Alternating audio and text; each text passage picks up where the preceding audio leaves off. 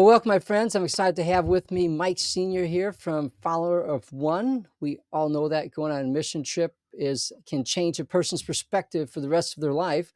However, with time commitments and costs, many people are not able to get off work and to go on a mission trip. But Mike has created a way so that people can go on a mission trip and not even take time off of work. I won't say any more. I'll let Mike explain this incredible opportunity. So welcome, Mike, to Redeeming Business today. Thanks for coming and sharing some of your limited time with us. Hey, David, thanks for having me. Yeah. So a question I'd like to question I'd like to ask some of my guests is, what is one tangible way that we can honor God in our business? Well, I think it applies to our whole life if we just do it like we're doing it for him. I want to, I want to make him the boss of everything that I do. The minute I realized that my boss wasn't my boss, Jesus was my boss, it changed everything. Okay. Very good. Thank you very much. And so, follower of one, I'm not sure how long that's been going on, but take a few minutes and explain this journey you're on and where you are today. Certainly, we started about 7 years ago. We're an online community designed to help marketplace Christians integrate their faith into their daily life. And people hear different words. I'm talking about people who don't work for a church. When I say marketplace Christians, I'm saying people that are in the rest of the world, not working in the church. But many even church staff members have joined us on this trip that we do because it helps us think about the people that we interact with every day. Even retired people go to lunch somewhere where someone else is working, or people who work pick up our mail or pick up our garbage. And so we're interacting with people in the marketplace all the time. And I just wanted a place where I could connect with other people that were trying to live their faith every day. So we started an online community in 2017. We came up with the idea of doing this marketplace mission trip in 2018, where we challenge people to go to their own job like they're going on an overseas mission trip. Okay. And we really had a lot of success with it. So it's been exciting. Okay.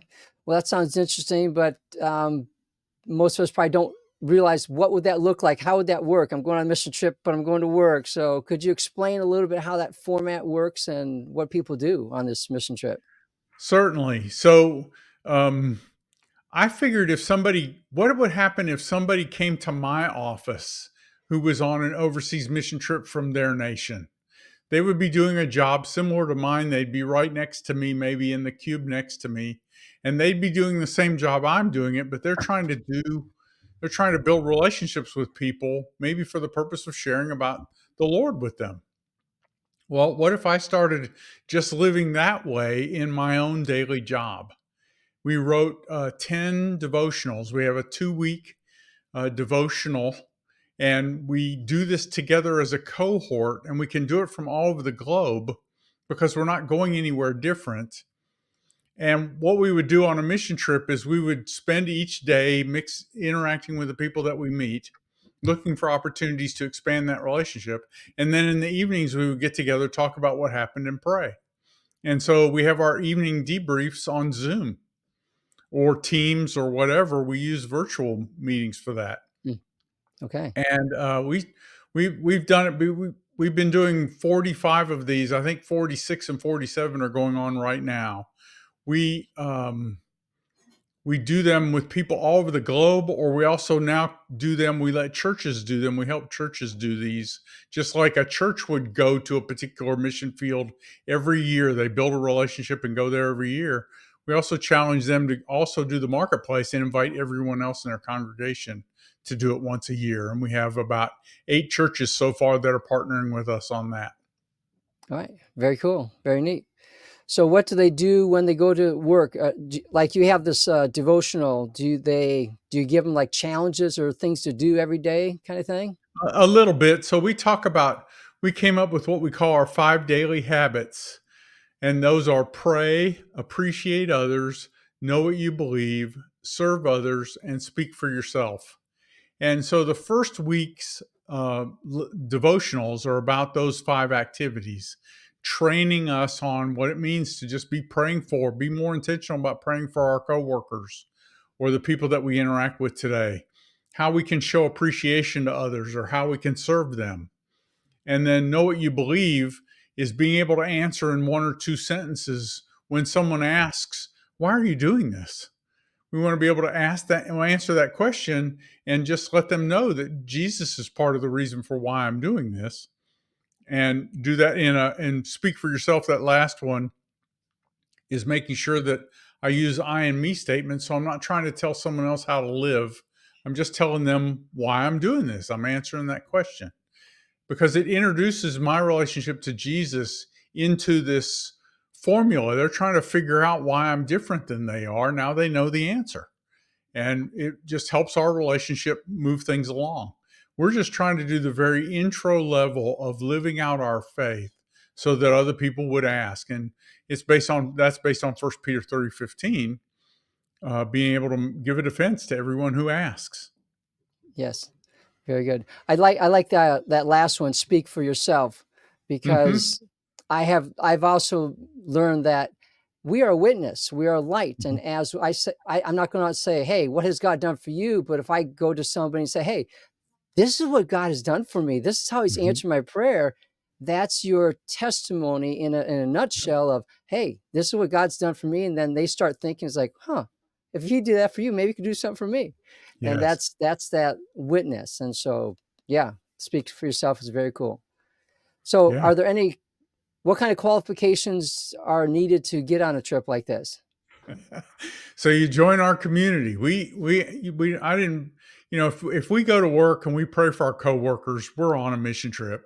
So I don't really Sure. charge people for this. We actually ask people to pay it forward so that other people can do it. You can go to followerof1.org and go to Marketplace Mission Trips, which is one of the take action items, and request an invitation to our next trip. You will get sent a little link to join our online community, and it will put you on the next Marketplace Mission Trip. We do the mission trips 6 times a year as follower of one so that people can experience this and start thinking, well, how can I get other people to do this? And then we ask people at the end of it to, consider paying it forward so that other people can do it.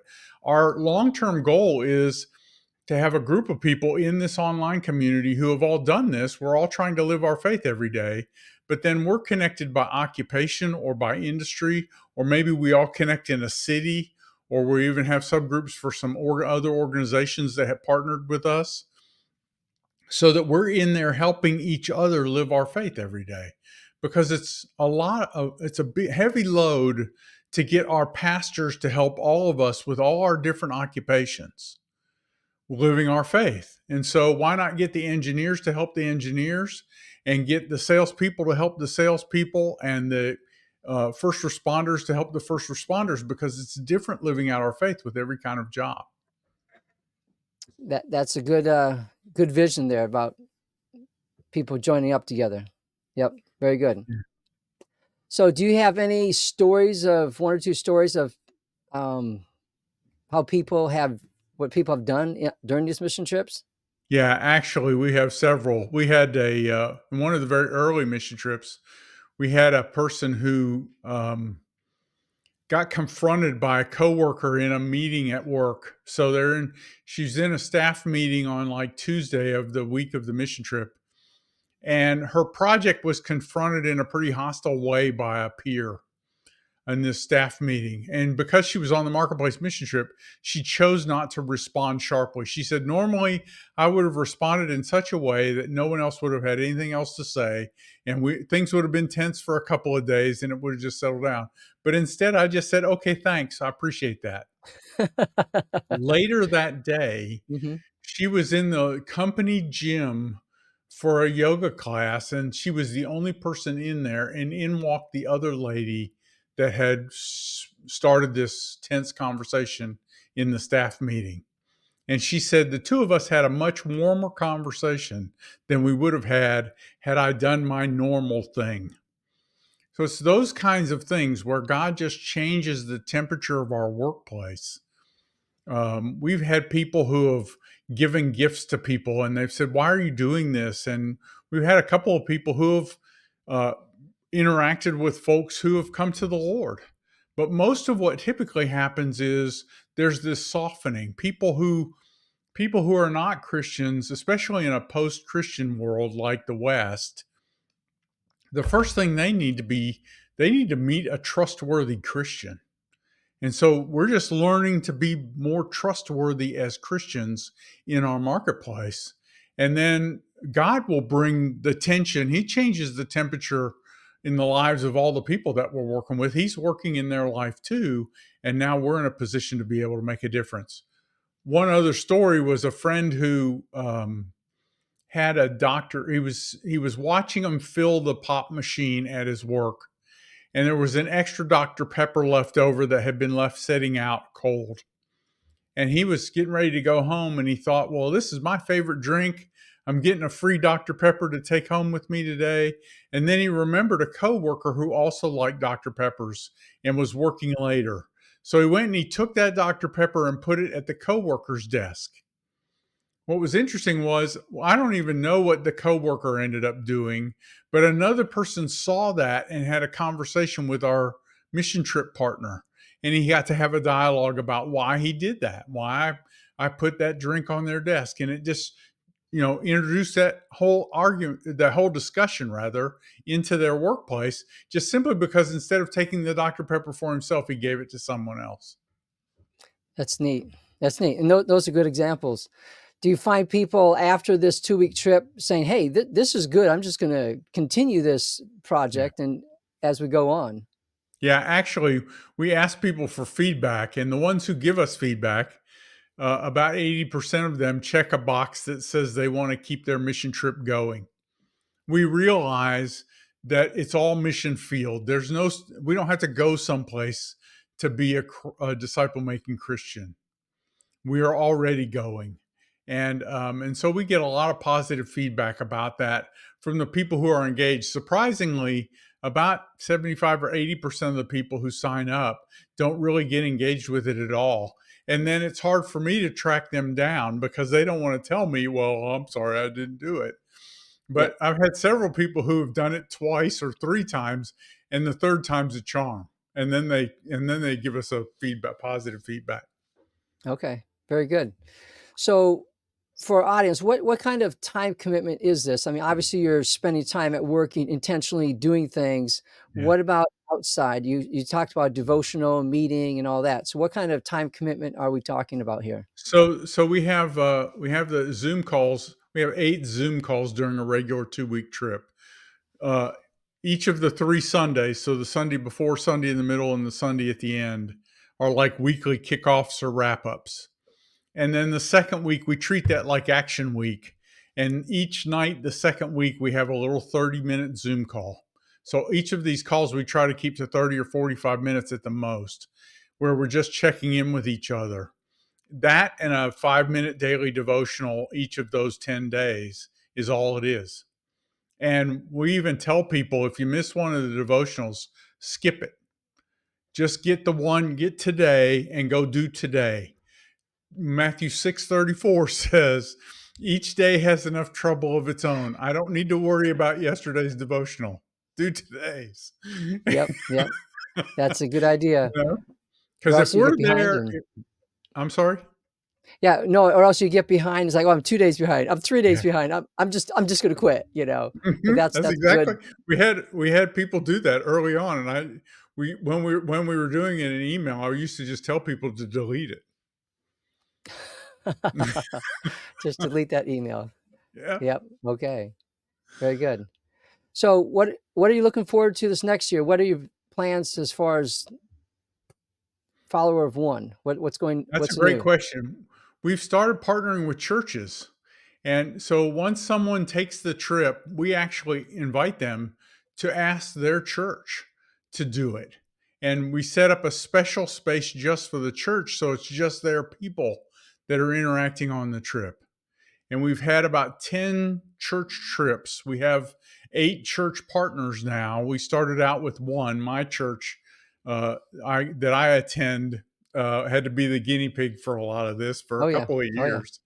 But we started adding other churches, and we're now up to 8 churches that are doing this. In fact, there's a church doing it right now, and Follower of One is doing it right now, and they're both happening at the exact same time. Okay. And So so is there a our goal is schedule on your I'm sorry, go ahead. to get to 1,000 church partners, and there's actually a link on that Marketplace Mission Trip page for pastors where they can go to a special page and learn more about how to connect with me, so we can help them get their own trip going. Okay. Very good. I lost my question. So that's I'm fine. sorry, I Uh, killed it. no, you're fine. So, okay. So how can my audience find out more about going on a mission trip? I back up. I know what my question was. Do you have a schedule? Like if we went to followerofone.org, is there a schedule of here around the calendar or our next mission trips? Yes. So follow if you go to followerofone.org, in the upper right hand corner on the menu Take Action, it says Marketplace Mission Trips. Or you can also go to marketplacemissiontrip.com. Either one of those take you to the same page, and you can see the next 4 trips there. You can only sign up for or request an invitation to the next one, but you can see the dates for the next 4. We try to keep, like I said, we plan 6 every year. We do them every other month. We're probably going to try some 1-week trips next year, and we've also come out with a workbook version. I don't have a copy of it handy here. We came out with a workbook, a 6-week version of the mission trip that you can do Okay. in workbook format, and you can do this like in a small group. You don't have to do it on our schedule. You can just do it yourself with 3 or 4 or 5 of your friends. And you can find all of that at marketplacemissiontrip.com or at followerofone.org. Okay. Very good. And that's what I was going to ask. Are those two places the best place to get more information then? Yes. Okay. Very good. So one more question and then we can call it a day. But what is one challenge that you have for my audience to take away from today to going down the path of seeking first God's kingdom in their business? Yeah, the first prayer, we are all 5 words away from the mission field. Here I am, send me. And so when we just have the guts to pray that prayer every day, Jesus shows up, he puts us to work, and life is never the same. Hmm. Very good. It reminds me of somebody else said, God is always at work and he's inviting us to join with him. That's right. Yep. Clock in anytime. I actually talk about the prayer, here I am, as me punching in. That's I'm getting on the clock. Okay, Jesus, here I am. What do you want me to do next? Very good. I like it. I like it a lot. So I think I want to do this sometime. I got to schedule a few hours in for the couple weeks when I get less busy, but I would like to go check that site out. Very good. Thank you, Yeah, Mike, for showing up. Do you have any other questions you like to, or things you like to talk about? No, David, I'm excited about what you're doing. Thank you so much for inviting me to do this. This is a tremendous honor. And so I'm grateful for you investing a show in this. I mean, it's amazing how God is calling all of us. We have the technology, we have the resources, we don't need permission. Let's go do something.